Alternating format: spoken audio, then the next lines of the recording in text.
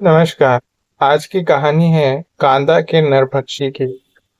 कांदा मैनीटर और इसे भी लिखा है जिम कॉर्बेट ने। कॉर्बेट लिखते हैं, अंधविश्वासों में हमारा अधिक विश्वास हो न हो, हम दूसरों को बताते अवश्य हैं। जैसे मेज पर 13 लोग, शराब के पैमाने को आगे बढ़ाना, सीढ़ी के नीचे से निकलना, आदि आदि। यह हमारे व्यक्तिगत अंधविश्वास हैं जो मित्रों के लिए मनोरंजन का विषय है, परंतु हमारे लिए वास्तविकता बन जाते हैं। मैं नहीं जानता कि खिलाड़ी दूसरे मानवों से अधिक अंधविश्वासी हैं या नहीं, परंतु यह तो निश्चित है कि वे इन विश्वासों को गंभीरता से लेते हैं। मेरे एक मित्र सदा किसी बड़े शिकार पर जाते समय 5 कारतूस लेके जाते हैं, न ज्यादा न कम। एक दूसरे मित्र 7 कारतूस रखते हैं। एक और मित्र उत्तर भारत के जाने माने शिकारी है। वे शीत ऋतु में शिकार पे जाने से पहले महसीर मछली को मारते हैं। मेरा व्यक्तिगत अंधविश्वास सांपों से जुड़ा है। किसी नरभक्षी का पीछा करने से पहले यदि मैं एक सांप को नहीं मार लेता तो मेरे सारे प्रयास असफल रहते हैं। यह विश्वास मेरे मन में कहीं गहरे से बैठ गया है। एक बार मई के तपते दिनों में मैं प्रातः से अंधेरा होने तक एक बहुत ही चौकन्ने नरभक्षी का पीछा करते हुए सीधी खड़ी पहाड़ियों और घनी कांटेदार झाड़ियों में से असंख्य मीलों तक पैदल चला। मेरे हाथ और घुटने छिल गए। मैं रात को थकान से चूर चूर होकर 2 कमरों के फॉरेस्ट बंगलो पर पहुंचा। वहां पे गांव का प्रतिनिधिमंडल मेरा इंतजार कर रहा था। वे मुझे एक स्वागत योग्य समाचार देना चाहते थे। गांव की सीमा पे नरभक्षी को देखा गया था। उस रात तो कुछ भी करना संभव नहीं था। प्रतिनिधियों को कई लालटेन देके घर भेज दिया गया। मैंने उन्हें सख्त निर्देश दिए कि कल कोई भी गांव से बाहर नहीं जाएगा। बंगला जिस पहाड़ पे बना था उसके अंतिम छोर पे यह गांव बसा था। वहां चारों ओर घना जंगल था, इसलिए यह गांव नरभक्षी के अत्याचारों का लक्ष्य बनता था। हाल ही में 2 स्त्रियां और एक पुरुष उसके शिकार बने थे। दूसरे दिन सुबह मैंने गांव का एक चक्कर लगाया। दूसरा चक्कर पहले वाले से चौथाई मील नीचे लगाया। यह रास्ता काफी कठिन था। स्थान स्थान पे पहाड़ों का मलबा, स्लेट जैसी तेल युक्त मिट्टी की परत को लांग के आगे बढ़ना एक चुनौती भरा काम था। कुछ और दूर चलकर देखा, वर्षा का जल सीधी पहाड़ी पर से उतर के एक नाला बना रहा था। कुछ और दूर ये सब स्थितियां मैंने देखी। मुझे संतोष हुआ कि यहाँ टाइगर नहीं है। तभी कोई 25 फीट मेरे आगे कुछ हरकत हुई। यहाँ पर एक ताल था, नहाने के टब जितना। उसकी दूसरी ओर एक सांप दिखाई दिया। वह पानी पीने आया था। उसने 2-3 बार सिर ऊपर उठाया। उसके फन 2 से 3 फीट फैल गए थे। इतना सुंदर सांप मैंने कभी नहीं देखा था। यह कोबरा था। उसका गला संतरी रंग का और शरीर जहां भूमि का स्पर्श कर रहा था सोने जैसे पीले रंग का था। पीठ जैतून के हरे रंग की थी, जिस पर अंग्रेजी के वी आकार की 2 रेखाओं की सज्जा पट्टी बनी हुई थी। उसकी लंबाई का 4 फुट से पूंछ तक का हिस्सा काले चमकते रंग का था। सांप की लंबाई 13 से 14 फीट की थी। ऐसा कहा जाता है कि कोबरा को यदि छेड़ा जाए तो वह आक्रमणकारी हो जाता है। उसकी गति के बारे में भी कई कथाएं प्रसिद्ध हैं। मैं यदि पर्वत के कूड़े के ढेर पे जाके उसके फन पे गोली मारूंगा तो मेरे लिए सुरक्षा की दृष्टि से उचित रहेगा, किंतु मेरे हाथ में भारी राइफल थी। मैं शूट करूंगा तो टाइगर अलर्ट न हो जाए। इतने दिनों के असफल कोशिश के बाद तो आज उसकी एक झलक दिखाई दी थी। नागराज की ओर देखते हुए मुझे 1 मिनट 1 घंटे जैसा लगा। इस बीच वह केवल अपनी जीभ को कभी अंदर कर लेता, कभी बाहर निकालता। फिर उसने अपना फन समेट लिया। सिर नीचे करके भूमि पे सीधा होके सामने वाली ढलान की ओर खिसकने लगा। मैंने एकटक उसकी ओर देखते हुए एक मोटा क्रिकेट के बॉल जितना पत्थर उठा लिया। सांप अब पर्वत के किनारे पे आ गया था। मैंने अपनी पूरी ताकत लगा के पत्थर को सांप के सिर के पीछे फेंका। कोई और आम सांप होता तो वहीं ढेर हो गया होता, पर कोबरा तो तेजी से घूमा और सीधा मेरी ओर आने लगा। मैंने दूसरा लंबा पत्थर फेंका तो वह उसकी गर्दन पे लगा। उस समय तक वह आधा फासला तय कर चुका था, लेकिन अब वह स्थिर हो गया। बहुत संतोष के साथ मैंने गांव का दूसरा चक्कर पूरा किया। हालांकि यह चक्कर भी उतना ही निष्फल प्रमाणित हुआ जितना कि पहला, परंतु मैं सांप मार चुका था और खुश था। अब मुझे विश्वास हो गया था कि मैं टाइगर को मार सकूंगा। दूसरे दिन मैंने फिर से गांव के आसपास के वन में खोज की और शाम तक मुझे टाइगर के पैरों के निशान गांव से दूर हल चलाए हुए खेत के किनारे मिले। गांव के निवासी 100 के लगभग थे। वे सभी बुरी तरह से डरे हुए थे। मैंने उन्हें आश्वस्त किया कि कल सुबह मैं वापस आऊंगा। फिर मैं सुनसान रास्ते पे 4 मील पैदल चल के बंगले पे पहुंचा। जंगलों के बीच निर्जन मार्ग पे जहां टाइगर घूमता हो वहां अत्यंत सावधानी बरतनी पड़ती है और बहुत सारे नियमों का पालन करना पड़ता है। ऐसा न करने पे शिकारी आसानी से नरभक्षी का शिकार बन सकता है। पाठक पूछ सकते हैं कि शिकारी को अकेले क्यों चलना पड़ता है, उसके साथ तो कई लोग होते हैं। मेरा उत्तर होता है, अपने साथ के लोगों के कारण शिकारी लापरवाह हो सकता है। वह उन लोगों पर निर्भर करने लगता है। दूसरे अनेक लोगों के साथ होने से एकाग्रता टूटने का खतरा होता है। दूसरे दिन सुबह जब मैं गांव में पहुंचा तो बहुत से लोग वहां इकट्ठे होकर मेरी प्रतीक्षा कर रहे थे। थोड़ा पास गया तो उन्होंने एक भैंस के मारे जाने की अच्छी खबर दी। बाघ ने उसे मारा और घसीटता हुआ नीचे की ओर तंग गहरी घने पेड़ों वाली वादी में उतर गया। पहाड़ पर से बाहर को निकलती हुई शिला पर से वहां का सूक्ष्म निरीक्षण करके मैंने फैसला किया कि सीधे नीचे की ओर जाने वाली जगह पे जहां भैंसा था जाना ठीक नहीं रहेगा। केवल एक उपाय था कि मैं चक्कर काट के नीचे की ओर से वादी में प्रवेश करूं और धीरे धीरे उस स्थान पे पहुंचूं जहां भैंसा पड़ा होगा। यह प्रयास असफल रहा। मैं मध्याह्न तक वहां पहुंचा। वहां घाटी लगभग 100 गज तक समतल हो गई, फिर पर्वत की ओर 300 गज ऊपर चली गई। ऊपर की ओर ही मुझे टाइगर के होने की उम्मीद थी, यदि भाग्य ने साथ दिया तो। पहाड़ पे चढ़ना और वह भी घनी कांटेदार झाड़ियों और बांस के विकृत पौधों में से निकलना शरीर में से ढेरों पसीना बहाकर नहला देता है। ऐसे समय में गीले हाथों से राइफल चलाने की आवश्यकता पड़ जाए तो ये एक आसान काम नहीं रहेगा। इसलिए मैं बैठ गया, एक सिगरेट भी चला ली। मुझे इस समय आराम की बहुत आवश्यकता थी। मेरे सामने के मैदान में बड़ी बड़ी शिलाएं थीं, जिनमें से एक छोटी सी जलधारा टेढ़े मेढ़े रास्तों से होती हुई जहां भी संभव था वहां निर्मल जल के साथ ताल बनाती हुई बह रही थी। मेरे पैरों में बहुत पतले रबर के सोल वाले जूते थे, इसलिए उन पहाड़ों पर चलना, चट्टानों पर चलना मेरे लिए एक आसान काम था। जब मेरा पसीना सूखा और शरीर थोड़ा ठंडा हुआ तो मैं भैंसे की ओर चल पड़ा। मुझे आशा थी कि मृत भैंसे के पास टाइगर अवश्य सोया हुआ होगा। 3/4 मैदान पार करके मुझे शिकार दिखाई दिया। वह घास से ढका हुआ था। उसके पास से ही कोई 25 गज आगे सीधी चढ़ाई वाला पर्वत खड़ा था। टाइगर कहीं भी दिखाई नहीं दिया। मैं बहुत सतर्क होकर भैंस की सीध में एक सपाट शिला पे शूट के लिए तैयार होकर बैठ गया। वहां से सारे मैदान के एक एक इंच को देख सकता था। आगामी संकट का पूर्वाभास अब स्थापित विश्वास है, उस पर टिप्पणी करने की आवश्यकता नहीं। मैं 3-4 मिनट तक स्थिर रहा। उस समय मेरे मन में खतरे का विचार नहीं था। फिर अचानक ऐसा आभास हुआ कि टाइगर बहुत पास से मेरी ओर देख रहा था। जिस भावना ने मुझे आने वाले खतरे का पूर्वानुमान करवाया था, कदाचित उसी भाव ने टाइगर को भी नींद से जगाकर सावधान कर दिया। मेरी बाईं ओर कुछ घनी झाड़ियां थी, वहां से 15 फीट दूर में खड़ा था। यही फासला भैंसे और मुझ में था। मेरा ध्यान वहीं पे था।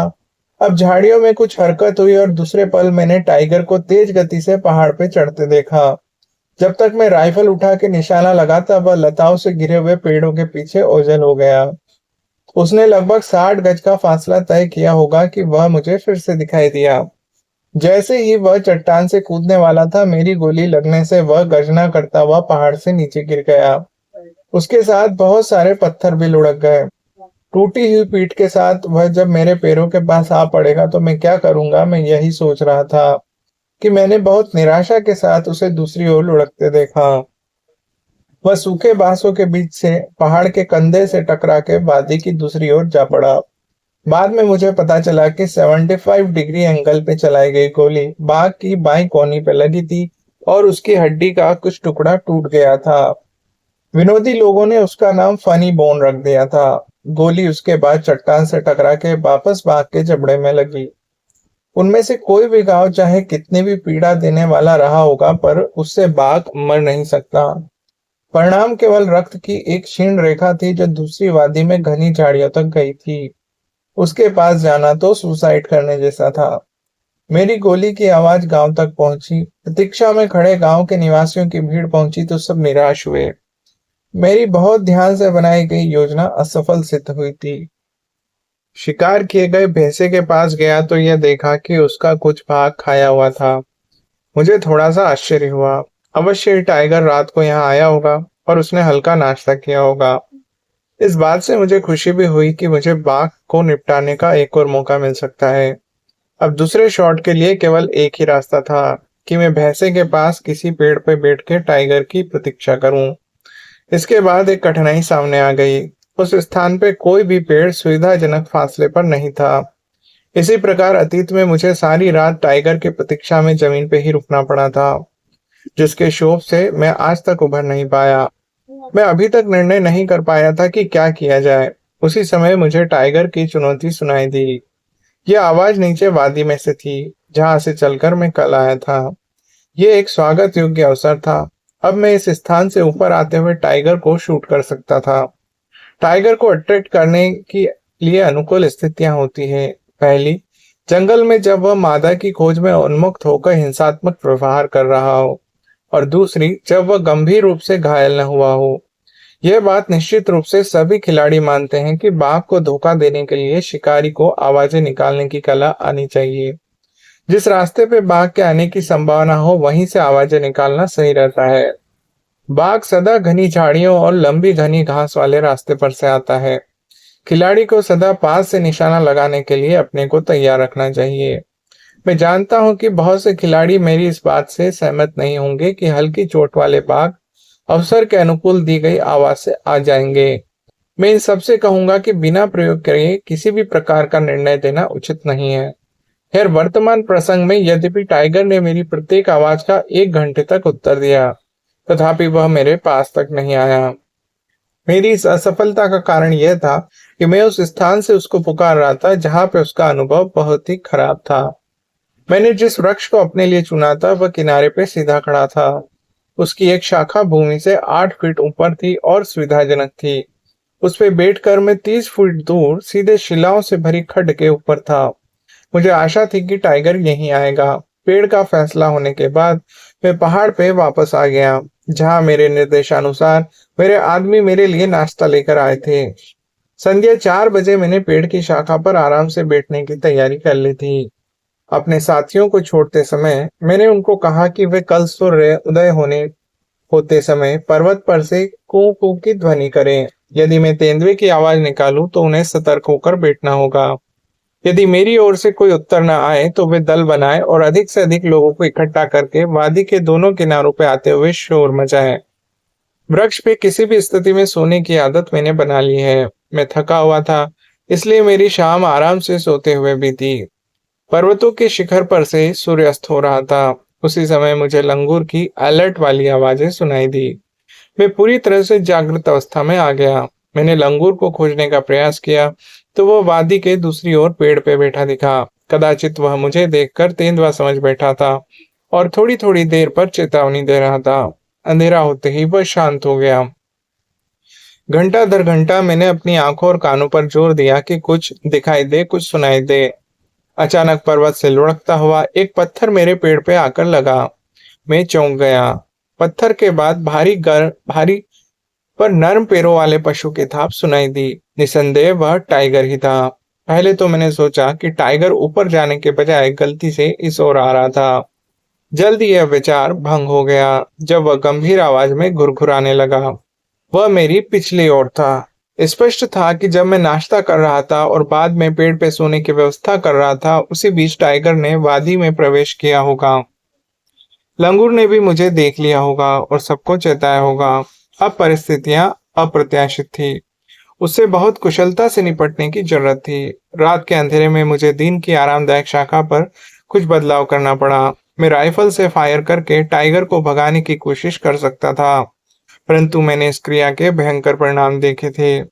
यदि मैं अपनी 400 राइफल को डिस्चार्ज भी करूं तो शायद वह स्थान छोड़ के चला जाए और फिर मेरी सारी कोशिशें, मेरी सारी मेहनत बर्बाद हो जाए।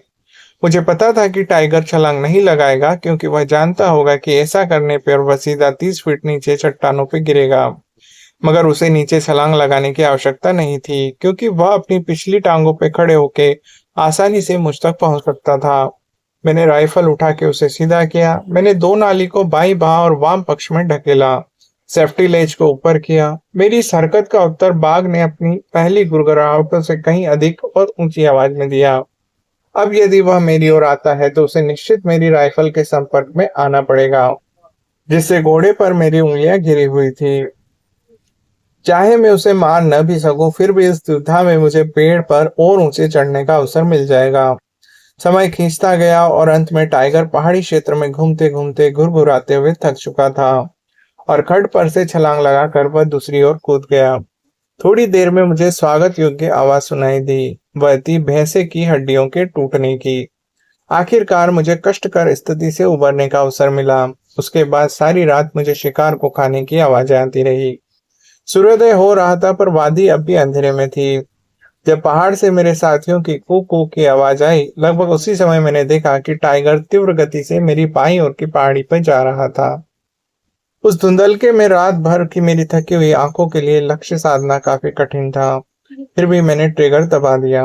मुझे संतोष हुआ कि गोली निर्धारित दिशा में जा रही है। टाइगर भयंकर गर्जना करता हुआ मेरे पेड़ की ओर मुड़ा। जो ही मेरी ओर छलांग लगाने की क्रिया में था, मेरी दूसरी गोली भाग्य से उसकी छाती में जा लगी। टाइगर गोली के आघात से मुझसे थोड़ी दूर पेड़ से टकराया, घूम के वादी की ओर मुड़ा तो एक ताल में गिरा, फिर उठा, पानी को अपने रक्त से रंगता हुआ नीचे वादी में जा पड़ा और नजर से ओझल हो गया। मेरे शरीर की एक एक मांसपेशी अकड़ गई थी।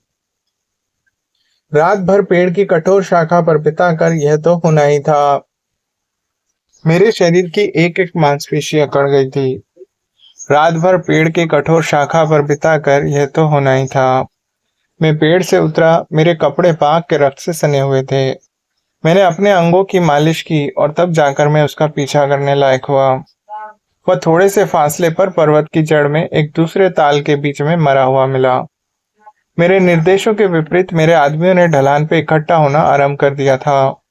उन्होंने मेरी पहली गोली और उसके साथ ही टाइगर की दहाड़ सुनी। फिर दूसरी गोली सुनाई दी। वे भीड़ के साथ पहाड़ के नीचे की ओर चल पड़े। खून के धब्बों से भरा पेड़ और उसके नीचे जमीन पे गिरा नर्म हेड देखकर स्वाभाविक रूप से उन्होंने समझ लिया कि मुझे टाइगर उठाकर ले गया है। उनकी चीख की पुकारों को सुनकर मैंने ऊंचे स्वर में उनको आवाजें दी। सुनकर वे सब भागते हुए वादी के नीचे उतरे। मुझे रक्त से सना देखकर वे निराशा से भर गए, फिर आश्वस्त हो गए कि यह रक्त मेरा नहीं टाइगर का था। उसके बाद वे सब टाइगर को घिरकर खड़े हो गए। अब वे सब एक मजबूत शाखा और लताएं लेकर बांग को बांधने लगे। काफी परिश्रम से उसे उठाकर शोर मचाते हुए पहाड़ की सीधी ऊंचाई चढ़ते हुए गांव की ओर चले गए। पर्वतों में दूर दूर के क्षेत्रों में अरसे से बस गए नरभक्षी लोगों में आतंक फैलाते रहते हैं। गांव के निवासी बहुत बहादुरी के काम करते हैं और उस प्रदेश में इससे प्रतिदिन के कामों की भांति स्वीकार करते हैं। दूसरे प्रदेशों में रहने वाले ऐसे प्रक्रमों से अनभिज्ञ रहते हैं। मैं कांदा के मेन ईटर के अंतिम शिकार के विषय में एक ऐसे ही वीरता के कार्य को सूचीबद्ध करना चाहता हूँ। मैं घटना स्थल पर बाद में पहुंचा था। गांव वालों के द्वारा बनाए गए विवरण और उस क्षेत्र के निरीक्षण के बाद मैं ये कहानी आपके सामने प्रस्तुत करूंगा। इस कहानी का घटना विस्तार मुझे विश्वास है कि सत्य है। कांदा के नरभक्षी को जहां शूट किया गया था, उस गांव के पास एक वृद्ध और उसका इकलौता बेटा रहता था। पिता ने सैनिक के रूप में 1914 से 18 तक के युद्ध में भाग लिया था। उसकी एक ही महत्वाकांक्षा थी कि उसका बेटा रॉयल गढ़वाल राइफल्स में भर्ती हो जाए। ये कोई आसान काम नहीं था। लड़के के 18वें जन्मदिन के बाद सैनिकों का एक दल लैंसडाउन के बाजार जाने के लिए उस गांव से गुजरा। लड़का उस दल के साथ निकल पड़ा। लैंसडाउन पहुंचने के बाद उसने भर्ती करने वाले अफसर के सामने स्वयं को प्रस्तुत किया। उसके पिता ने उसे सैल्यूट करना सिखाया था। उसी अचूक शैली में लड़के ने अफसर को सैल्यूट किया। उसे बेझिझक तुरंत सिलेक्ट कर लिया गया। नामांकन के बाद उसे घर जाके निजी वस्तुओं को छोड़कर वापस आने को कहा गया। उसके बाद उसकी ट्रेनिंग शुरू होनी थी। घर आया तो दोस्तों ने घेर लिया। उसके अनुभव सुने।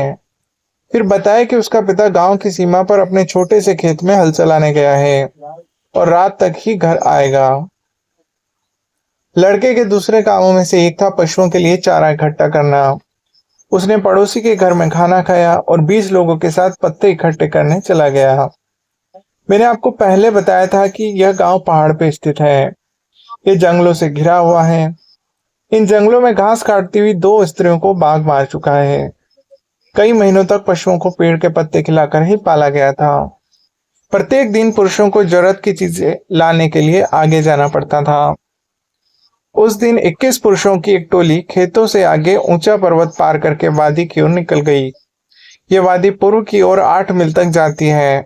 वहां से आगे जाने वाला मार्ग घने जंगल से होकर जाता है, जहां वह ढिकाला फॉरेस्ट बंगले के सामने रामगंगा से मिलता है। वादी के ऊपर की ओर भूमि विशाल पेड़ों से भरी हुई है। यहाँ पुरुषों की टोली अलग हो जाती है। एक एक पेड़ पे चढ़ के वे पत्ते तोड़ते हैं, फिर रस्सियों से बांध के बंडल बनाते हैं। फिर 2-2 या 3-3 की संख्या में गांव लौटते हैं। जंगल में जाते आते ये लोग पेड़ों पर से ऊंची ऊंची आवाजों में बात करते हैं ताकि उनकी हिम्मत और हौसला बना रहे। साथ ही टाइगर दूर दूर रहे, परंतु उनकी एक दूसरे से चिल्लाकर होती बातें घने जंगल में सोते हुए टाइगर तक भी पहुंच गई। वह झाड़ियों में से निकल के बाहर आया, छोटी सी नदी पार की और पशुओं के मार्ग पर भागकर पुरुषों की दिशा में तीव्र गति से पहुंच गया। मेरी कहानी के लड़के ने बाउटीनिया पेड़ चुना। वह अपने पशुओं के लिए उसी के पेड़ पत्ते काटने वाला था। वृक्ष पशु मार्ग के 20 गज ऊपर था। उसके ऊपर की शाखाएं एक छोटी खड्ड पर झुकी हुई थी। खड्ड के बीच में 2 चट्टानें थी। पशु मार्ग के मोड़ पर से टाइगर ने लड़के को पेड़ पर बैठे देख लिया था। वह लेट गया और लड़के की गतिविधि को कुछ देर तक देखता रहा। मार्ग छोड़कर वह सेमल के पेड़ के पीछे छुप गया। यह पेड़ खड्ड से लगभग 30 गज पर था। लड़के को जितने पत्ते चाहिए थे उतने काटकर वह नीचे उतर आया और पत्तों का ढेर लगा लिया। यह सब करते हुए वह खुली सपाट जमीन पर सुरक्षित था। तभी उसने ध्यान दिया कि कुछ टहनियां खड्ड में 2 चट्टानों के बीच गिर गई थी। वह उनको उठाने के लिए उसमें उतर गया। बाघ ने उसे खड्ड में उतरते देखा तो अपना स्थान छोड़कर किनारे तक रेंग कर आ गया। लड़का जो ही लकड़ियां लेने के लिए झुका, टाइगर उस पर कूद गया और उसे मार दिया। यह कृत्य दूसरों के रहते हुए हुआ या उनके जाने के बाद, यह कहना मेरे लिए कठिन है। लड़के का पिता शाम को घर लौट आया तो सब लोगों ने बेटे की सफलता पे बधाई दी। बताया कि चुन लिए जाने के बाद वह छोटी सी छुट्टी पर आया है। वह पशुओं के लिए चारा लेने गया है। लोग हैरान थे कि वह घर पे पिता को अब तक मिला क्यों नहीं। जितने लोग साथ निकले थे सबसे पूछ लिया गया। सबका एक ही जवाब था कि घाटी पे पहुंच के सब अलग हो गए थे। उसके बाद एक दूसरे से नहीं मिले। पिता सीढ़ियों वाला खेत पार करके पहाड़ी के किनारे तक पहुंच गया। पुकारता रहा बार बार, लेकिन उसे कोई उत्तर नहीं मिला। रात गहरा रही थी। वह घर लौटा और छोटी सी धीमे प्रकाश वाली लालटेन जला के बाहर निकला। लोगों ने पूछा तो उसने कहा कि वह बेटे को ढूंढने जा रहा था। सब लोग भयभीत और हैरान हो रहे थे। सब कह रहे थे कि क्या वह नरभक्षी को भूल गया है। उसका उत्तर था कि वह उसी के कारण तो बेटे को खोज रहा है। हो सकता है कि वह पेड़ से गिर गया हो और बाघ के डर से उत्तर न दे रहा हो। उसने किसी से भी साथ आने को नहीं कहा, नहीं कोई मदद करने को आगे आया। वह सारी रात घाटी में ऊपर से नीचे तक खोजता रहा। उन रास्तों पर नरभक्षी के आने के बाद किसी ने पांव भी नहीं रखा था। मैंने उस अभागे पिता के पैरों के निशानों से अनुमान लगाया। वह 4 बार उस स्थान से केवल 10 गज की दूरी से गुजरा जहां बाघ ने उसके बेटे को खा लिया था। दुखते दिल और शरीर के साथ वह थोड़ा सा ऊपर जाके बैठ गया। सुबह का हल्का प्रकाश फैल रहा था। थोड़ी सी ऊंचाई से वह खड्ड के भीतर देख पा रहा था। सूर्योदय होने पर उसने 2 बड़ी बड़ी चट्टानों पर रख के 2 छींटे देखे। वह तेजी से वहां पहुंचा। उसे बेटे के शरीर के अवशेष मिले जो टाइगर छोड़ गया था। उनको इकट्ठा करके वह घर ले आया। जब अवशेषों को ढकने लायक लकड़ियां मिली तो मित्रों की सहायता से उसने मेडॉल नदी के किनारे शमशान घाट पे अपने बेटे का अंतिम संस्कार कर दिया। हमारे पहाड़ी लोग अपने परिवेश के प्रति बहुत संवेदनशील होने के साथ साथ अंधविश्वासी भी हैं। उनके अनुसार प्रत्येक पर्वत शिखर तंग घाटी जिनमें नदी बहती हो, सब जगह भूत प्रेत किसी न किसी रूप में बसते हैं। वे सब दुष्ट घातक आत्माएं रात्रि के अंधकार में सक्रिय होती है। ऐसे वातावरण में पला बड़ा एक मनुष्य साल भर से नरभक्षी से सताया हुआ निहत्था अकेला सूर्यास्त से सूर्योदय तक गहन वनों में नरभक्षी की उपस्थिति के आभास से युक्त होकर भी चलता रहा। वह कोई साधारण व्यक्ति नहीं हो सकता। वह व्यक्ति मेरे विचार में विशिष्ट होता है। उसमें जितने साहस की मात्रा होती है वह कम ही लोगों को बख्शी जाती है। उसके शौर्य के लिए मैं उसकी सराहना करना चाहता हूँ। इसके अतिरिक्त वह यह भी नहीं मानता कि उसने कुछ साधारण और प्रशंसनीय कार्य किया है। जब मैंने उससे बाग के पास बैठने के लिए कहा ताकि मैं उसकी फोटो ले सकूं, तो उसने बैठकर मुंह ऊपर करके मुझे देखा और गंभीर वाणी में कहा, अब मैं संतुष्ट हूं साहब, क्योंकि आपने मेरे बेटे का प्रतिशोध ले लिया है। कुमाऊं के कस्बे के अधिकारियों से मेरा वादा था कि मैं 3 नरभक्षियों से मुक्ति दिलाऊंगा, और आज अंतिम नरभक्षी भी समाप्त हो गया। इस प्रकार गढ़वाल के निवासियों का दिया हुआ यह वचन पूरा हो गया। गढ़वाल के निवासियों ने जो मुझे एप्लीकेशन जो याचिका दी थी उसकी कॉपी मैं आपको सुनाने जा रहा हूँ। नैनीताल से लिखी गई ये कॉपी, ये पत्र है। मान्यवर, ऊपर लिखी गई 3 पेटियों के निवासी सविनय निवेदन करते हैं कि आप निम्नलिखित पंक्तियों पर विचार करके अपेक्षित कार्रवाई करें। उस क्षेत्र में पिछले दिसंबर से एक बाघ नरभक्षी बन गया है। आज तक उसने 5 आदमी मार डाले हैं और 2 को घायल किया है। इसलिए हम गांव के निवासी हताश हैं। बाघ के भय से हम रात को अपनी फसलों की निगरानी नहीं कर पाते और हिरण हमारा खेत बर्बाद कर देते हैं। हम अपने पशुओं को चराने के लिए भी नहीं ले जा सकते। हमारे पशु भूखे मर रहे हैं। जंगल के अफसर भरसक प्रबंध करते हैं परंतु सफलता नहीं मिल रही। हमने सुना है कि आपने बहुत से बाघ और तेंदुए मारे हैं। इस पर आपको कुमाऊं के कर विभाग से खूब यश मिला है। नागपुर का नरभक्षी तेंदुआ आपके हाथों ही मारा गया था। यहाँ के निवासी आपसे प्रार्थना करते हैं कि आप यहाँ आकर बाघ यानी कि हमारे शत्रु को मार दे। हम सब अनुग्रहित रहेंगे और आपकी दीर्घ आयु के लिए प्रार्थना करेंगे। आशा है आप हमारे अनुरोध पर विचार करेंगे और यहाँ आकर हमें इस विपत्ति से बचाएंगे। यहाँ आने के लिए रास्ते का पता इस प्रकार है। रामनगर से सुल्तान, लाहौर छोरी कांदा। यदि आपने अपने आने की तिथि और समय बता दी तो हम अपने आदमियों को ठेले के साथ रामनगर भेज देंगे। वे लोग आपको सादर यहाँ तक ले आएंगे। दिनांक 8 फरवरी 1933, झरात। भवदीय गोविंद सिंह नेगी, मुखिया गांव झरात। 5 नाल के 40 निवासियों के हस्ताक्षर और 4 अंगूठों की छाप। भोंगी बिकला बादलपुर पार्टी। ये कहानी थी कांदा के मैनेटर की, जिसको मारकर जिम कॉर्बेट ने गांव के लोगों को आतंक से मुक्ति दिलाई।